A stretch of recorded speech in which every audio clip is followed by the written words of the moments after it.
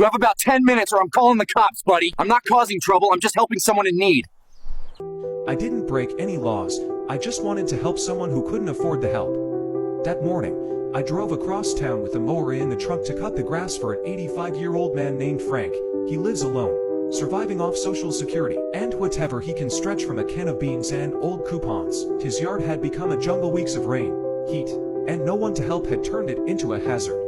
The city taped a bright orange warning to his front door. Cut it or pay the $350 fine. Frank can't even afford medication, let alone that. So I showed up, pulled the mower out, waved to him on the porch. He smiled, holding a chipped coffee mug with two hands like it was the only warmth he had.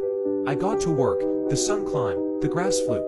I was halfway through when a man across the street yelled at me, "You got 10 minutes or I'm calling the city." He barked, arms crossed, face tight with anger. I told him Frank gave me permission, that I wasn't charging, just helping, but he didn't care. Said the yard was flagged, said it was an eyesore, said people like Frank dragged the whole street down. I could hear the disgust in his voice louder than any wheat eater I've ever used. Then he pulled out his phone and said he'd report. Emmy? Frank stood up, tried to speak, his voice trembling, but the man waved him off like he didn't exist. I paused, looked at the yard, looked at Frank, looked at the man who thought kindness was a problem. Then I pulled the cord and kept cutting. Not because I wanted to prove anything, but because sometimes, doing the right thing means doing it even when it makes someone uncomfortable.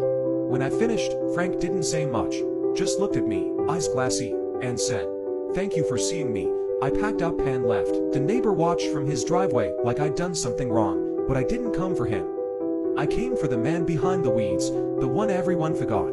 If you believe helping someone shouldn't make you the enemy, type stand up in the comments, and if you've ever seen compassion treated like a crime, share this because kindness doesn't need permission.